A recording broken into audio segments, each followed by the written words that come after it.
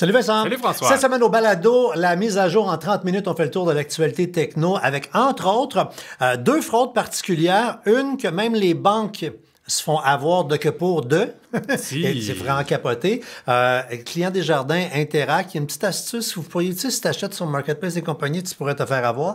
Et Snapchat, si vos enfants utilisent ça, écoutez le balado. Mais juste avant, merci à notre commanditaire. Oui, on remercie encore une fois Best Buy d'avoir commandité ce balado. Et là, si vous nous écoutez avant la fête des mères, c'est le temps de magasiner. Et Best Buy veut vous aider justement dans le magasinage parce que moi, j'aime leur façon de faire. Oui. On arrive sur leur page, puis la catégorie selon si tu cherches un cadeau à 50, à 100, à 200 ou voire à 400 $. Si tu vraiment des choses à te faire pardonner. Oui, c'est ça.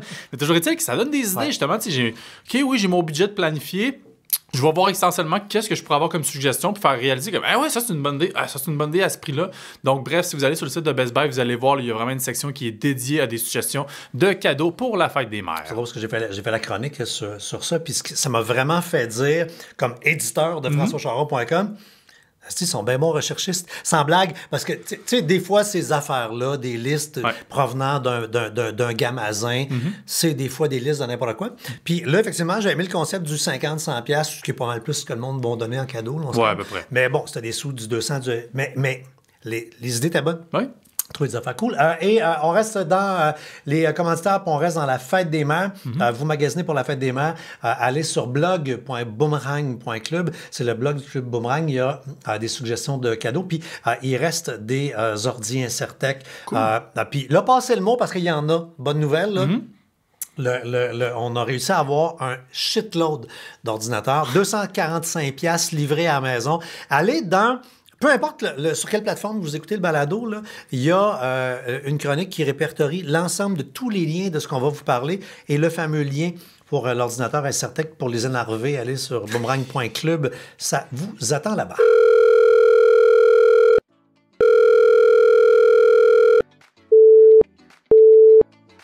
Vous êtes bien dans la boîte vocale de la mise à jour. Laissez un message.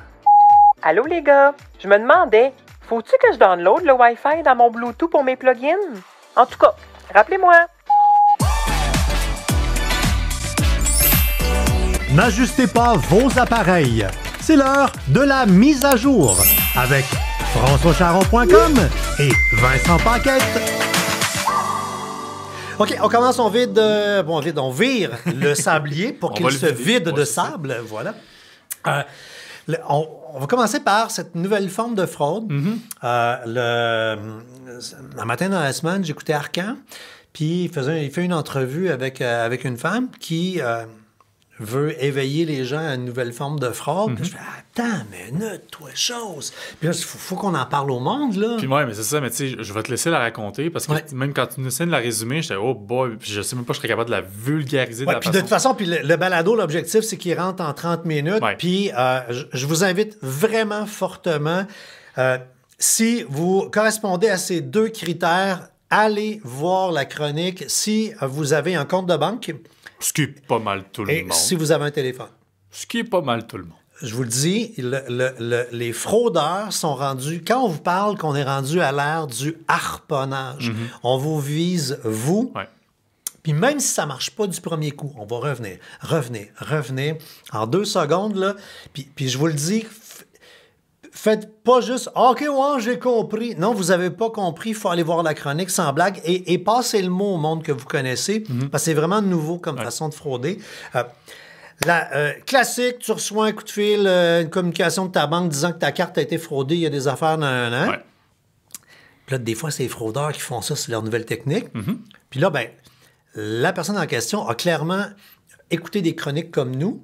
Elle a dit à la personne « Merci de l'alerte, mais je ne vous donnerai pas des informations. Je vais appeler moi-même mon institution financière. » Ce qu'il faut faire. Fait qu'elle fait ça, elle appelle sa banque. La banque dit « Ouais, je vois effectivement une transaction. » Mais puis pendant ce temps-là, sa deuxième ligne n'arrête pas de sonner. OK. Fait que là, la banque finit par dire « Prenez-la. » là. Et là, elle prend sa deuxième ligne. Vous aurez compris que sur la deuxième ligne, c'est pas la banque, c'est les fraudeurs. Mais les fraudeurs qui se font passer pour un autre département de la dite banque. Puis c'est pas important, la banque, c'est Visa, Mastercard, c'est un modus operandi, gang. Fait que là, le fraudeur est tellement convaincant, parce que là, l'autre dit, non, je suis déjà en ligne avec la banque. Non, vous comprenez pas, moi, je suis de l'autre département de fraude. Fait que Le fraudeur dit, mets-moi en appel conférence avec ma collègue. Il y a du guts. Ma collègue, hey, du front tout le tour de la tête, toi. Fait que l'autre a fait, ben OK. Le trio se parle. Le fraudeur réussit à convaincre le préposé de la banque de gérer le dossier parce qu'il dit, entre autres, à la préposée, ouais, mais c'est parce que moi, dans mon système, il y a des transactions que je vois que tu n'as pas encore vues parce que les synchronisations des systèmes ne se font pas à la même vitesse. Là, la cliente fait, hein? La fille de la banque a dit, ouais, mon collègue a raison, on n'est pas synchronisé tant, fait que là, lui, aux fraudes, il voit des affaires que moi, je vois pas encore. OK, mais ça, c'est du monde, quand même, tu sais, quelqu'un qui fait cette fraude-là, c'est quelqu'un qui a déjà travaillé dans une banque et Clairement. qui sait ce modus operandi. Ben oui, les fraudeurs se renseignent pour avoir des choses de plus en plus crédibles. Fait que là, l'autre parle avec le fraudeur. Là, finalement, la banque raccroche, laisse la personne avec le département de sécurité. Vous avez compris qu'il est avec le fraudeur. Ouais. Là, l'autre, pogné, fait qu'il faut qu'il donne des informations, il donne des... Là, à la fin, les fraudeurs n'ont pas toute l'information.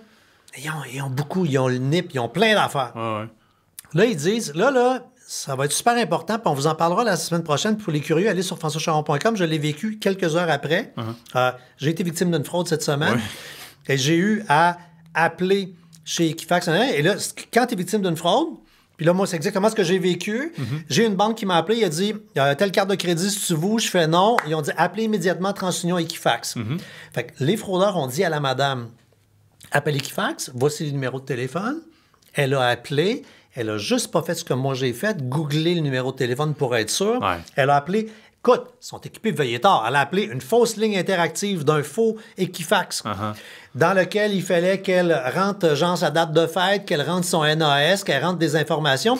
Et là, tout le monde fait « Ben voyons donc, une maudite niaiseuse, tu donnes pas ça. » Je m'excuse, mais moi, cette semaine, chez TransUnion et chez Equifax, j'ai dû répéter mon adresse, mon NAS, ma date de fête. Parce que pour eux autres, il faut qu'ils s'identifient. Ouais. Fait que, bref, tout ça est super mêlant. Ce que ça veut dire, c'est que là, vous allez vous prendre un verre de vin, une tisane, vous allez aller cliquer et vous allez, dans la chronique, là, on vous donne des conseils. Il y a une vidéo de 5-6 minutes, là, je vous explique comment ça marche. L'entrevue avec la fille, avec Paul Arcand, c'est à glacer le sang. Puis de là, on vous envoie vers une autre chronique où je raconte ma mésaventure. Pour que vous compreniez, c'est pas évident. Non, parce que quand tu parles vraiment à TransUnion ou à Equifax, tu dois dire les choses qu'on vous dit de pas dire aux fraudeurs. Il y a de quoi vraiment virer fou. Alors, voilà. Autre affaire, virer fou? Oui. Cette semaine, on a compris un autre modus operandi de fraudeurs lié aux petites annonces mettant en vedette Interac, particulièrement chez Desjardins. Oui, c'est le Journal de Montréal qui publiait un article essentiellement où, encore une fois, un peu comme l'histoire d'Arcan, c'est quelqu'un qui s'est fait piéger, qui a raconté son histoire au Journal de Montréal, dans la mesure où, par exemple, on fait les achats, comme tu dis, sur des sites de marketplace ou quoi que ce soit. Ouais, moi, je me prends un exemple. Moi, j'aime ça acheter des chandails de hockey, mettons, signes, des affaires la même. Ouais. Je trouve quelqu'un, son chandail m'intéresse, on s'entend sur un prix à 500 $. Et donc là, le modus operandi, c'est que la personne va me dire « OK, fais-moi un transfert Interac de 500 $, mais tu me donneras la réponse à la question seulement quand on se verra en personne. » Okay. C'est logique. Une fois que j'ai mon bien, c'est beau, je te donne la réponse. réponse. Puis elle voit que tu es sérieux dans sa démarche parce qu'elle voit l'alerte du transfert passé, mais il n'y a pas la réponse. Seulement quelques heures avant ou un peu avant la dite rencontre en personne, le fraudeur essentiellement va dire « Attends, mais là, je veux être sûr que le transfert va fonctionner. Je ne vais pas perdre mon temps pour me déplacer. Si je viens de comprendre. Transfère-moi 1 $ ou transfère-moi 5 $ essentiellement. Voir si ça fonctionne. » Donc, on le fait. Là, toi, t'es la bonne petite bête. Tu fais hey, merci, c'est le fun, effectivement. On va s'assurer que ça va bien. Ouais. Fait que oui, une petite pièce, c'est correct. Par contre, le problème chez Desjardins et chez peut-être d'autres institutions financières, je dois avouer que je ne le sais pas parce que moi, je suis. Non, il y en a d'autres. On n'a pas la liste, là, ouais, mais certaines banques, tu changes la question à chaque fois. Mais Desjardins et d'autres, c'est, mettons que moi, je suis le vendeur. Ouais. et que toi, tu es l'acheteur, nous aurons ensemble la même réponse pour l'ensemble des transactions que nous ferons ensemble. Exact, ça jeté dans mes destinataires. Et donc là, moindrement qu'on fait le transfert de 5 $, qui est la même réponse, disons sablier, le fraudeur rentre sablier, prend le 5 $ et c'est la même réponse que pour le 500 $ pour le chandail. Donc, je cache le 1 piastre, tout de suite après, je vais cacher le 500 puis fuck you le gilet. Exactement. Merci, bonsoir. Desjardins en est conscient de ce problème-là et semble-t-il sont juste portés à rembourser les gens plutôt que d'essayer de corriger la situation parce qu'eux, dans le fond, se disent on veut que les transferts Interact demeurent faciles et rapides, donc on ne va pas nécessairement changer le système pour encombrer les personnes à ce que ce soit une réponse à chaque question. Après, j'imagine que si le modus operandi se répète à de nombreuses reprises, peut-être qu'ils vont revenir sur leur position. Ah oui, non, c'est deux choses. C'est que ça coûte effectivement moins cher aux institutions financières de laisser passer les transactions. J'ai déjà parlé dans d'autres chroniques sur la fraude de quelque chose qui nous était arrivé ici à la boîte de production. Écoute, t'étais quasiment même pas au monde, là. Non, mais ça fait plus de 15 ans, là. Ben, je suis au monde, quand même. T'es encore à polyvalent. On s'est fait voler pour des dizaines de milliers de dollars, des chèques dans la boîte aux lettres par le voisin. OK. Et puis, c'est un nom de compagnie, là. Dans le temps, la compagnie portait un nom bizarre, un nom drôle, volontaire, là. Bref, fait que ça ressemblait un peu à ce que Pierre Lalonde disait. C'était voilà quoi, c'est une joke, puis on a poussé la joke. Bon, bref, le voisin encaissait au guichet automatique des chèques au nom de dans un compte personnel pour des dizaines de milliers de dollars, puis brûlait ça au casino. C'était un joueur compulsif. Fait que ça coûte moins cher aux institutions financières. On n'a pas perdu d'argent, là. Ouais, je comprends. On a juste eu du trouble, tout juste d'ouvrir une marge de crédit, gosse, guéguet, mais tout l'argent est revenu. À part les intérêts qu'on a perdus à cause de la marge de crédit. Mais ça coûte moins cher, donc, aux institutions financières de laisser aller. Maintenant, alerte bougon! Les institutions financières vont rembourser quand vous êtes réellement victime. Mais si vous essayez de faire une petite passe-passe, c'est illégal. Exact. Et là, ils ont des outils de détection, de bullshitomètre méga avancés, les institutions financières. Puis si tu essaies de leur faire une petite crosse, entre toi puis moi, probablement que la première crosse, ça va passer. Parce que le doute raisonnable va aller selon ton bureau de crédit aussi. T'es-tu un bon score pas un bon score? Là? On s'entend, ça marche de même. Mais ça se peut que ce soit un char avec des cerises sur le top là, qui débarque à la maison. Là. Si vous déconnez, alors ne pensez pas faire une petite passe de cash rapide. Non. Maintenant, mise à jour, c'est drôle parce que j'étais super dans le jus cette semaine. Fait que sur françoischaron.com, j'ai vu mise à jour urgente. J'ai fait merci françoischaron.com.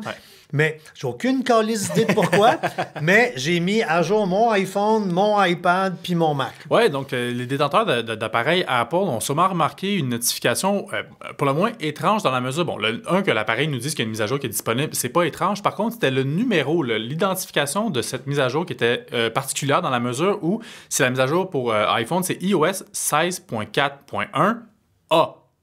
Même chose pour iPad, même chose pour Mac. Et c'est la première fois qu'on voyait une lettre rattachée à une mise à jour. Souvent, la prochaine, ça va être 16.4.2, 16.4.3.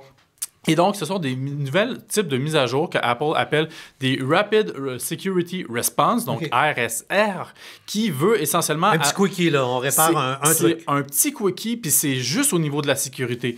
Parce que généralement, quand on va faire justement une nouvelle mise à jour, par exemple 16.4.2, ça va corriger des bugs d'application, peut-être que ça va apporter des nouveautés au niveau des fonctionnalités, corriger des failles de sécurité. Il faut vraiment tout mettre l'OS à jour. Alors que là, quand ça a la petite... C'est un vrai patch, là. C'est juste un patch de sécurité, on l'installe, on redémarre notre téléphone, notre iPad ou bien notre Mac et c'est à jour. Et Apple, par contre, n'a pas spécifié qu'est-ce que ça corrige comme faille de sécurité. On peut s'imaginer qu'ils n'ont pas nécessairement envie de pointer le doigt aux pirates en disant « Ah, il y a une faille ici. » Fait qu'on n'en sait pas nécessairement plus. N'empêche qu'on le rappelle, c'est toujours important, primordial même, de faire ces mises à jour sur ces différents appareils, que ce soit vos Apple, PC ou quoi que ce soit, justement pour colmater les failles de sécurité. Et si vous voulez avoir une bonne raison de nous suivre sur les réseaux sociaux et pas juste dire « Ah, j'ai liké la page Facebook. » L'algorithme fait que tu vois le 3/4 à rien. Donc, abonnez-vous vraiment à nos messages pour être certain de voir les messages entrer parce que on se fait un fidèle devoir de vous dire « Hey, là, Android, Major. Puis à la rigueur, là, faites juste nous suivre sur les réseaux sociaux. Tu viens peut-être même pas lire la chronique. Comme moi, c'est ce que j'ai fait. J'étais dans le jus. Je fais « Ah! » François dit que, là, je dis François, c'est la marque, c'est pas moi. Là, l'équipe de François a dit Major. J'ai mis ça à jour immédiatement. Je sais pas pourquoi. Je n'ai pas à savoir pourquoi, de toute façon. Non, je veux juste être sécurisé. Cool. Puis tu parles de réception de messages. Là, il y en a peut-être qui apprennent justement qu'ils recevront plus de messages sur leur téléphone intelligent. Là, il y a des gens qui sont clients chez Vidéotron, mais ça va toucher l'ensemble de l'univers de la téléphonie, qui ont eu un message en disant hey, ton téléphone, ça se peut qu'il ne marchera plus parce que là, on est en train de déployer, donc on enlève la 3G, parce que, on le sait, on est rendu 5G, il y a des congrès sur la 6G, on se calme, ça va pas arriver demain matin, mais on parle déjà de la 6G, donc le 3G, puis là, ben, pas aussi. Il faut comprendre là, que c'est physique, ces affaires-là. C'est des antennes. Une antenne de 3G, une antenne de 4G, LTE, une antenne de 5G. Puis à un moment donné, il n'y a plus de place dans le poteau, puis ça ne sert plus à rien. Fait que tu enlèves l'antenne 3G pour mettre une 5G, par exemple. Là, Vidéotron est en processus de démantèlement de son réseau 3G, ce qui fait qu'il y a des gens qui ont des téléphones qui marchent pas sur les autres technologies. C'est un plus vieil appareil. Oui, ça, il faut vraiment que ce soit quand même un vieil appareil. Là, si jamais ça vous arrive, 2-3 affaires à vérifier. Premièrement, si vous êtes un chanceux, ça se peut que ce soit juste la carte SIM du téléphone qui fasse que vous ne soyez pas compatible avec les fameux réseaux LTE, le Voice over LTE, ou encore la 4G. Si c'est ça, communiquer avec le service client Vidéotron puis là, je dis Vidéotron, mais tout le monde va commencer à les arracher. Fait que peu importe le fournisseur avec lequel vous travaillez, si vous avez un vieux téléphone, vous allez le vivre éventuellement. Et c'est pas malheureusement, puis encore une fois, le mieux, c'est de communiquer avec le service à la clientèle de la compagnie, que ce soit l'appareil littéralement qui soit pas compatible. Si vous voyagez aux États-Unis, eux arrachent plus vite que nous le réseau 3G. C'est ça que j'allais dire, Donc, probablement que le plus simple sera de vous procurer un nouveau téléphone. Moi, mon réflexe, c'est si vous avez un téléphone qui date de cette époque-là, c'est parce que vous faites une utilisation très conventionnelle du téléphone, des textos, peut-être une petite photo une fois de temps en temps, des appels, peut-être la boîte courriel. Donc, tournez-vous vers l'achat d'un téléphone de base qui est peut-être une génération un peu antérieure. Dans la chronique, on vous a mis un lien, sinon en première page de françoischaron.com, dans les rabais de la semaine. C'est une chronique qui est toujours en première page. Allez là, fièrement, à chaque semaine, on vous sort les appareils qui sont en vente sur le web, puis il y a tout le temps des téléphones autour de 200$, des téléphones neufs, débarrés, avec une garantie qui... Si vous avez ce genre de téléphone-là présentement, pour vous, là, ça va être... ça va être un upgrade. Les photos vont être belles. Vous allez trouver que ça va vite. Le beau-frère qui a un iPhone 82 avec un Samsung S608 va trouver que c'est de la merde.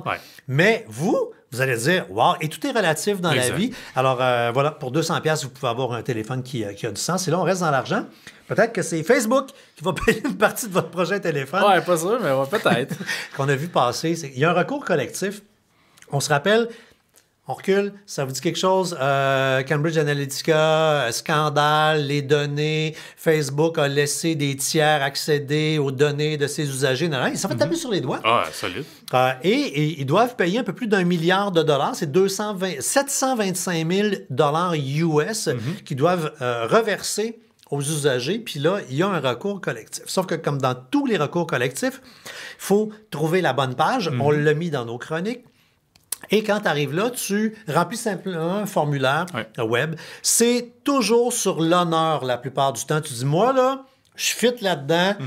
Voilà mon PayPal ou voilà ma carte pour me payer, Enter. Oui, il faut toujours rentrer ces informations de paiement dans un écran. La première fois que tu fais ça, tu dis, voyons, c'est-tu vrai? C'est-tu une fraude? Mais là, qui peut avoir de l'argent? Oui, c'est ça l'affaire. Non, mais tous les recours collectifs réveillent le bougon qui dort au fond de soi. C'est que, essentiellement, c'est pour le marché américain, mais américain états-unien, on se comprend. Si vous vous êtes branché sur Facebook et que vous résidiez aux États-Unis entre 2007 et 2022. Là. Ouais, ou 2008, je me souviens plus exactement. 2007, 2007 à 2022. Qu'est-ce que tu vois, le nombre d'années? Allez vérifier, il y a des mois précis là, dans la chronique.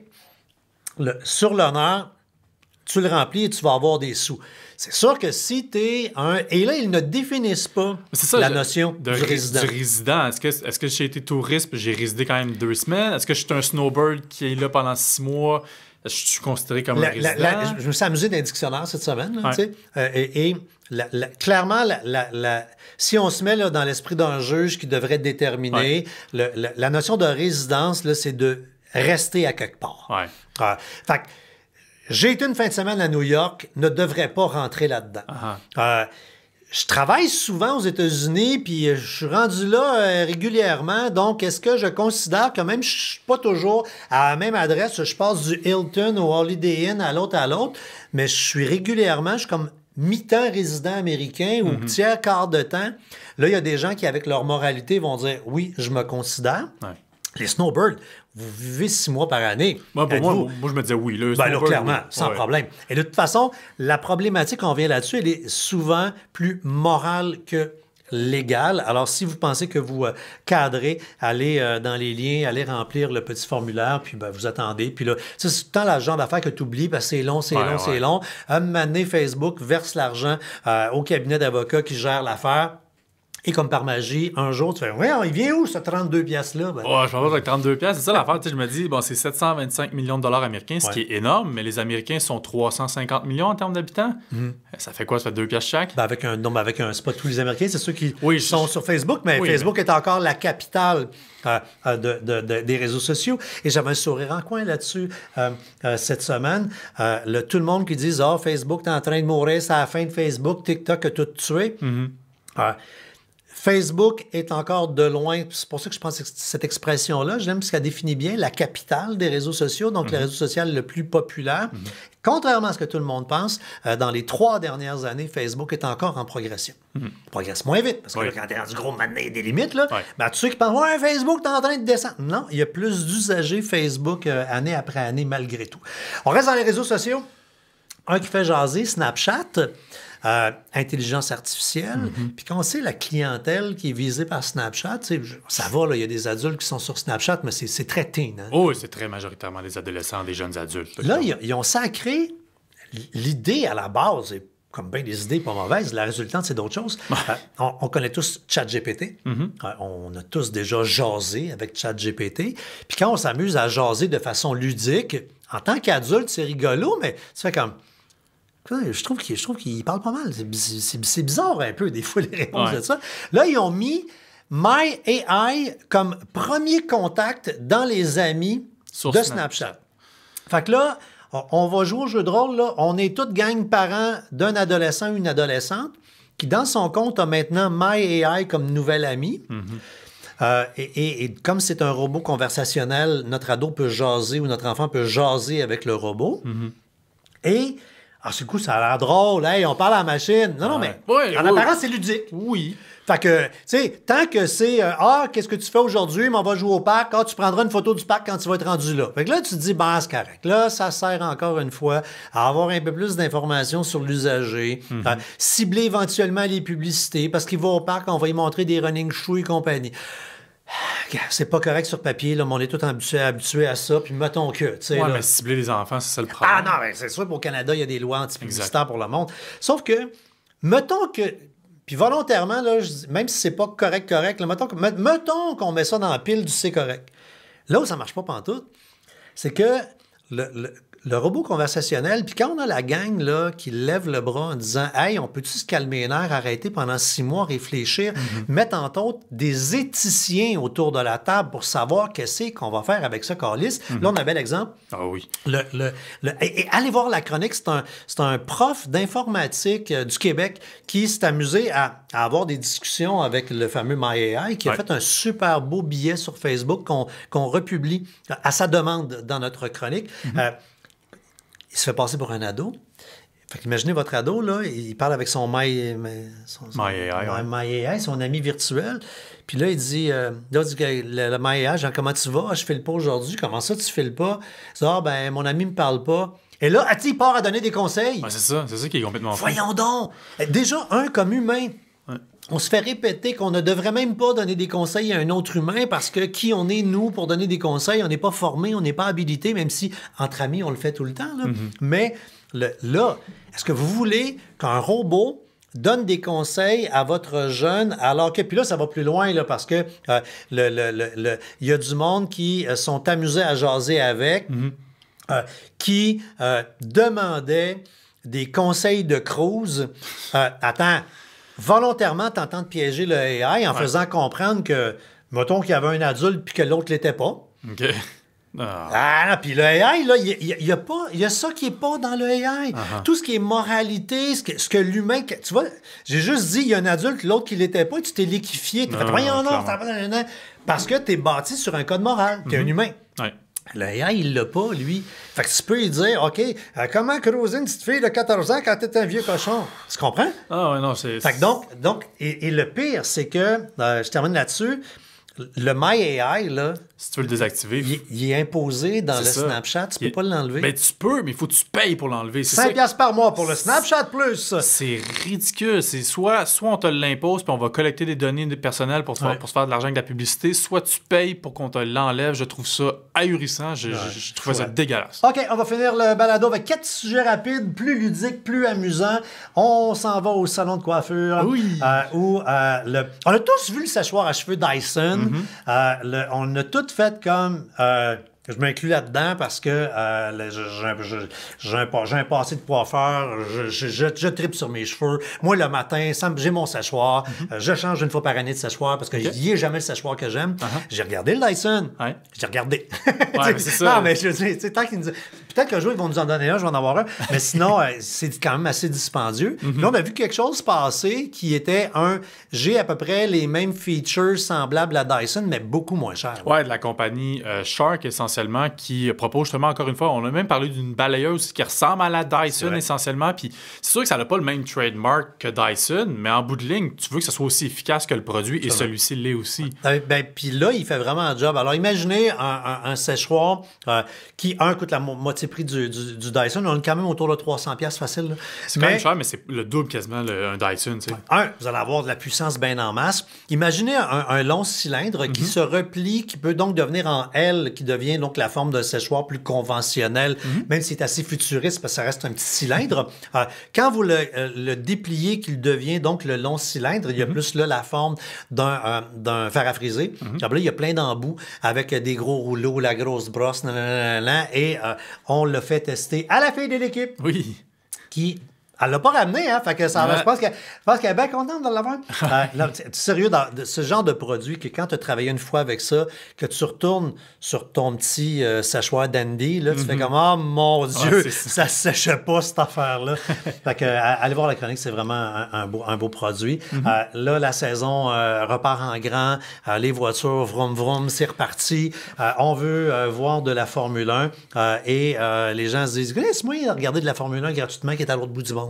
Ouais, ben c'est ça. Comme tu dis, la saison a recommencé. Par contre, ça faisait longtemps que je voyais des chroniques qui disaient qu'avec un VPN, c'était possible de regarder gratuitement. Mais bien franchement, là, les premiers Grands Prix de la saison, c'était en Australie, c'était en Azerbaïdjan.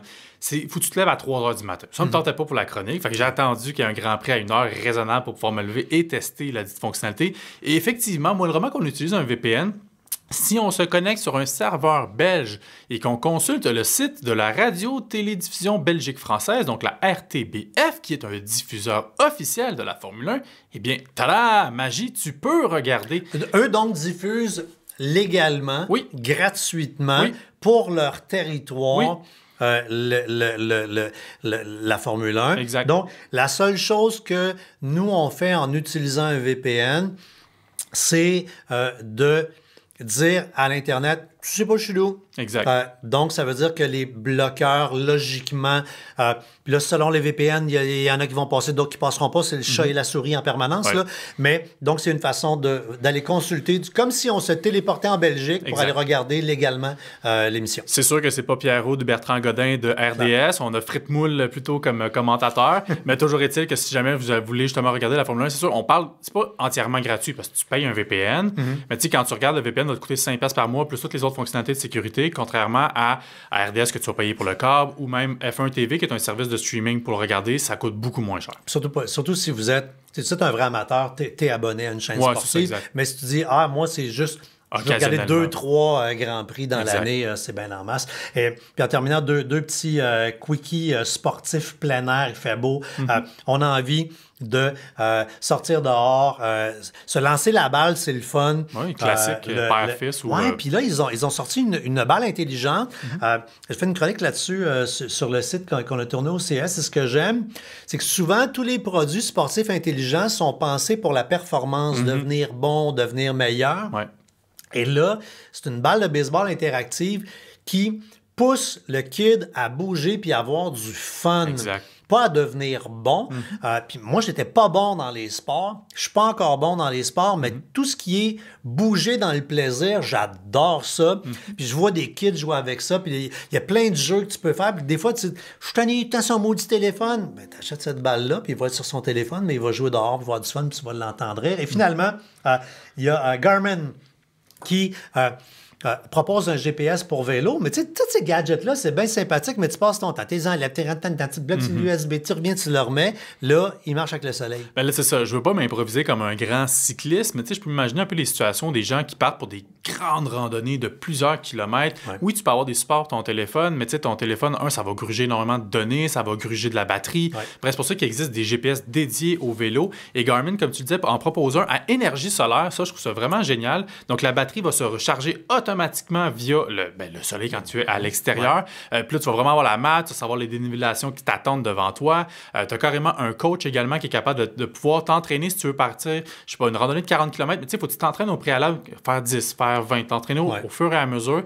Également des fonctionnalités de sécurité, donc si jamais j'ai une chute, j'ai une collision, on va aviser automatiquement des personnes. Bref, si vous êtes quelqu'un qui est souvent sur les routes pour faire de longues randonnées de vélo, c'est vraiment un produit super intéressant à considérer. Et puis Garmin qui, avant les GPS dans les téléphones, était le leader incontesté des GPS, n'a pas réussi à survivre pour rien. Ouais. Dans le sens que les GPS sont vraiment de qualité et ils ont su mettre ce qu'on appelle de la valeur ajoutée, là, plein de features, on va le dire en japonais, là, autour, plein de fonctionnalités, plein de services pour justement justifier leur valeur. Parce que sinon, tu dis, je vais prendre le Google Maps ou le map de Apple et compagnie, merci, bonsoir. Mais non, c'est des gadgets qui sont quand même assez intéressants.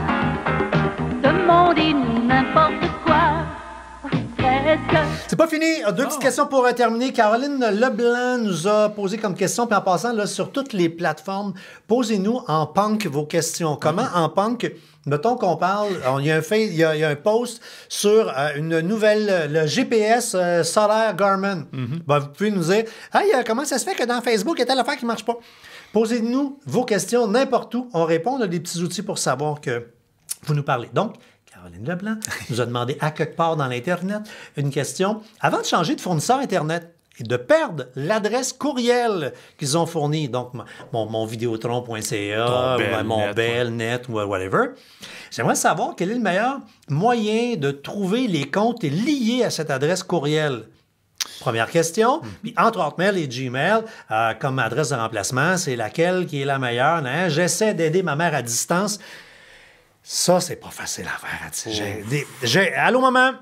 Non, mais gérer un humain, même c'est pas une question, c'est pas de l'argisme. Gérer un humain à distance sur un ordinateur, moi, c'est pas facile. D'ailleurs, en passant, on va mettre dans la chronique à la fin l'outil gratuit de Google qui vous permet de prendre le contrôle de l'écran de l'ordinateur de l'autre à distance. Ça sauve des vies et ça fait que tu taillis pas ta mère ou l'autre à l'autre bout. Premièrement. Et là, il y avait deux questions. Donc, premièrement, y a-tu quelque chose qui me permet de savoir mon Vidéotron ou mon Bell machin, il était utilisé pour qui? Écoute, moi, je connais aucun outil permettant de le faire, puis j'espère que ça n'existe pas. Mais il ne faut pas que ça existe. C'est ça, je veux dire, ça serait tellement dangereux.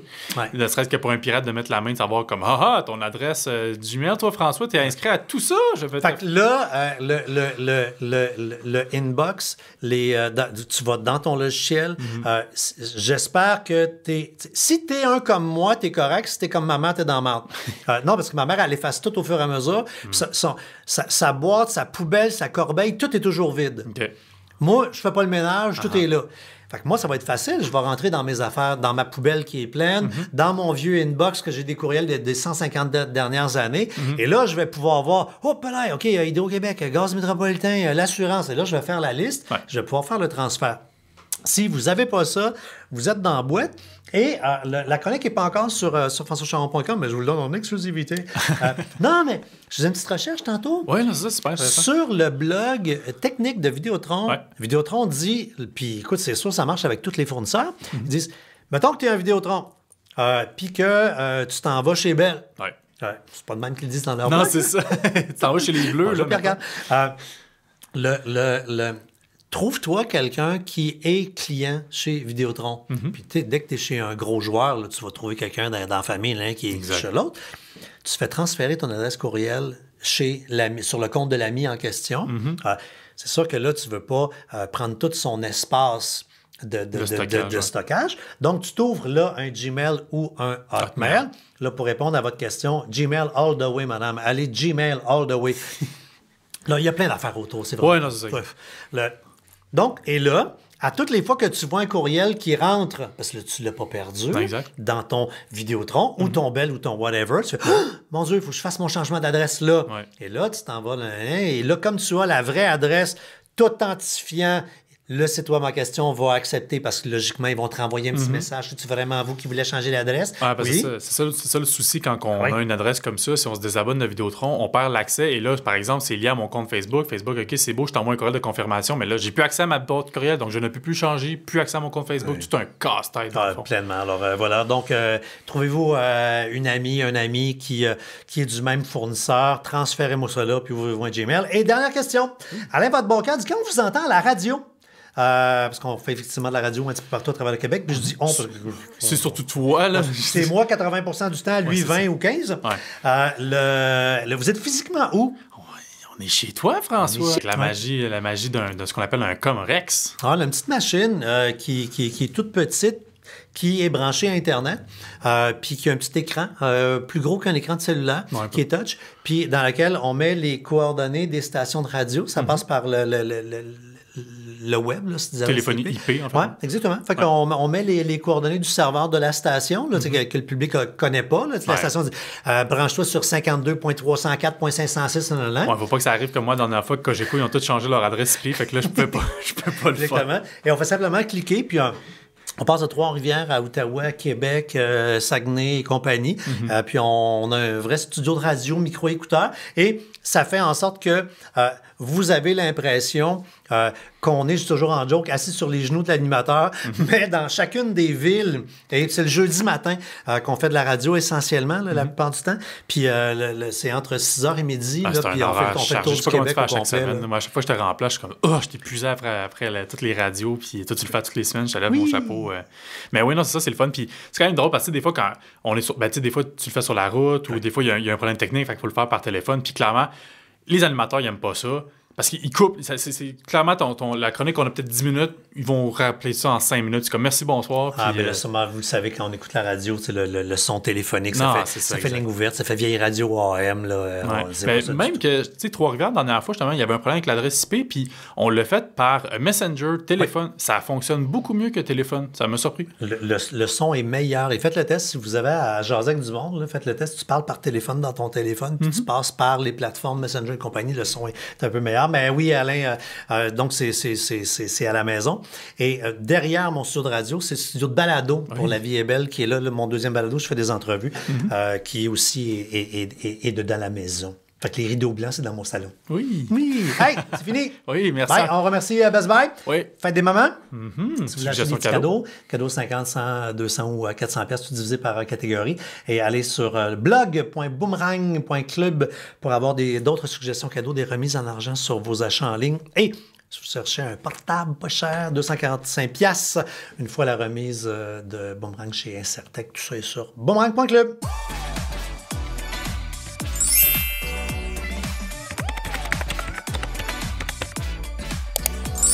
Votre mise à jour est complétée. Au revoir.